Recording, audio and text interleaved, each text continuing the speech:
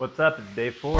I'm going to talk about why I've been completely wrong about being real online. In a really short amount of time, this experience has given me more knowledge and perspective than I ever would have working behind the scenes. Just by that metric alone, this entire experience has been really worth it. Day 4, it's been going good. Yesterday I did go work out at the gym and I brought my dog. It was a good workout. Those Sony headphones are great. I've been going to bed super late just because of the extra workload, and yesterday, I decided that I am finally going to take this extra time to make the shift into Notion. I don't use Notion, Evernote, things like that. All of those power apps that I like. I know that they're cool. I have a lot of friends that use them.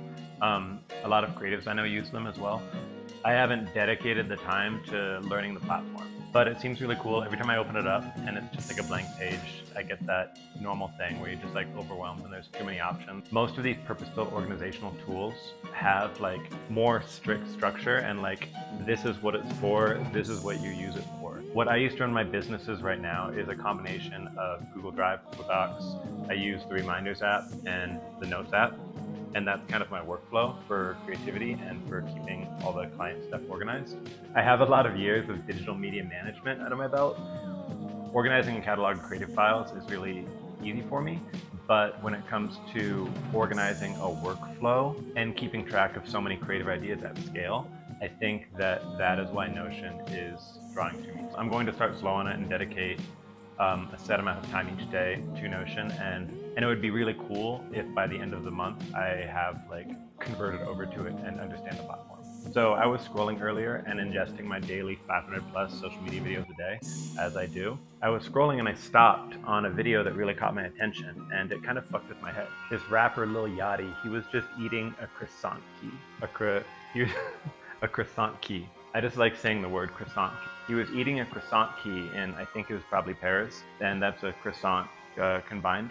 But yeah, it was just shot on the street and he was just eating it with his assistant, and it was shot like just on the iPhone, no special lighting or setup. It was nothing super interesting about it. It had like 10 plus million views on a third-party account. And I'm watching it like, why am I even interested in this? Like, why did this stop my brain? When I'm ingesting social media, a really good practice is whenever I'm scrolling and I stop, I take note of it. Sometimes I screenshot it. Like when I stop, I just like screenshot it. And I'm like, why did this stop me? And then I take it back and I analyze it and I see, did this stop me or did this stop the audience? How broad of a scroll stop is this, and why did it work? Then take it and put it in one of my sheets and see if it's something that I can use later. So I pulled that video and I took a look, and I realized quickly there's a correlation between why this video stopped the scroll, what's been on the forefront of my mind recently. So because of that video, I gained all this new knowledge. So I'm scrolling, I'm watching this video of this guy eating a croissant. I'm watching because of the aura that he's built over the years, all of the time that he spent on camera just being visible. The value isn't even in the content, the value is in him being a real person. You could say that the video went viral because Lil Yachty has an audience and because he's a famous person. So that's why a video of him eating a croissant or doing anything is just going to get views, and that is because of all the music that he's put out that made him famous.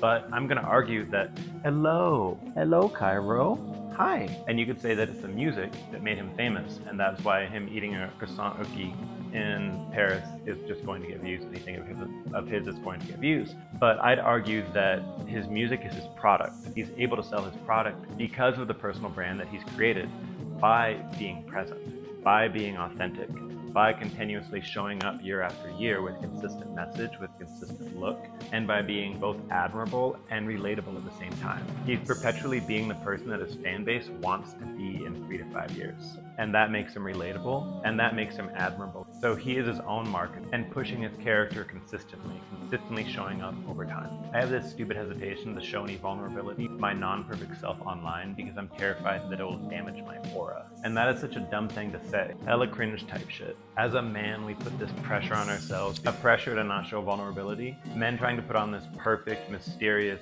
tough, outward, impenetrable build or whatever. Like that's what we want to show people. To not show vulnerability as a man and give trust, dependability, and strength. And I think the best way to come off is to come off as a human that can be trusted and understood, that you can communicate with, that can articulate their feelings.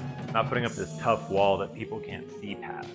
If someone ever sees who you are inside, they're not going to trust or depend on you. That makes sense, right?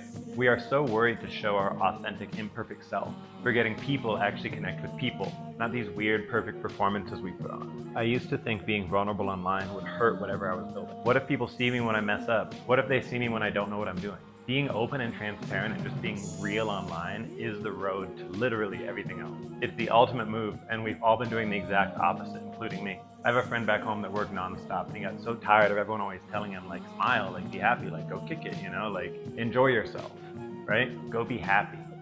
So he started telling people, like, look, I'm just not a happy person. This is just me. So he didn't have to go to the parties and whatever and, like, pretend to be fun. So people wouldn't come up to him and be like, bro, like, be happy, what's wrong?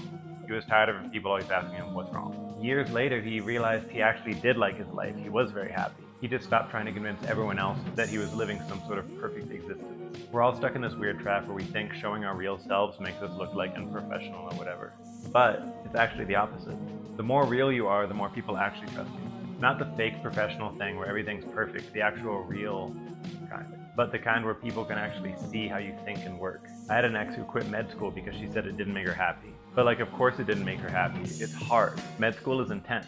You're going to feel like you're struggling and failing because you don't know what to do yet. That's why you're there. So of course you're not going to be happy doing it. It's okay to do things that don't make you happy. And it's okay to admit that. We somehow expect to enjoy things that we're terrible at immediately when we first start doing them, and that just doesn't make any sense at all. We hide all of that struggle because we think it makes us look bad. I realized I was comparing my day-to-day life to everyone else's highlight reel. Everyone sees the finished product, but the real interestingness is showing the mess behind it, documenting the process. My friend from school works in real estate, and he thought he was just really bad at selling houses. Whenever he did a listing, he was just shit at it. But it turns out he was just being lazy with the actual work. Instead of spending one day in the office a week, he started spending 40 hours and treating his job like an actual career. And then when he had client showings, he wasn't nervous at all. He had the charisma, he had the aura, and he started getting listings too. Now he has a bunch of rental properties, he has 10 doors, and he's making a ton of money selling real estate. But he needed to shift his perspective, and he needed to stop being embarrassed about doing the work. And he needed to start being comfortable about letting people know that he was doing the work, that he didn't know everything. Most people hide how much work they put in because they just want to look naturally talented. But showing your work is what actually builds trust. The audience wants to see the process, not just some genius who got it right on the first try. I used to think showing uncertainty would make people lose confidence in me. Especially as a guy, there's this pressure to be the one with the answers, to always be dependable and strong. But being transparent about how you figure things out builds way more trust than trying to appear like the person that knows the answer to everything immediately. People can smell that fake confidence from a mile away. That croissant key video wasn't good because he ate the croissant key perfectly. It was good because he let his audience see him as a normal person doing a normal person experience, eating croissant key on the street. That's what created the energy. Not some performance, not some theatrics, just being a real person. Just being a real human. I want to hide how I learn and work because I thought it would make me look like I don't know what I'm doing. But that's backwards.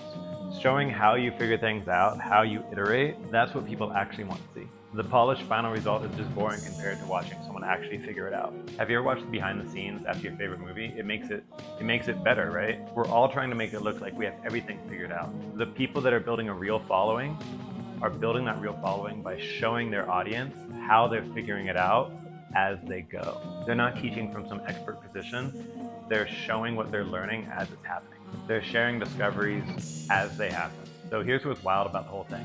That aura that I thought that I was trying to protect by being perfect, I was actually destroying it by trying to curate so heavily what I put forth. Real presence comes from just being yourself. And you can't be yourself if you're at the same time trying to perform some version of yourself that you want people to see. I'm switching it up.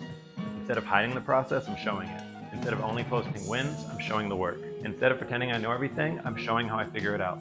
Here's what that croissant key video really taught me. The most powerful thing you can do online is just be a real person. Lil Boat wasn't trying to be perfect or teach anyone anything. He was just existing as himself and letting people see it. That's it. That's the whole thing. Also, I want a croissant key now. Like, oh shit, I got matcha croissants today. Check it out. They are slightly green. Let's see. Okay, it's not sweet, but kind of green. All right, see you tomorrow.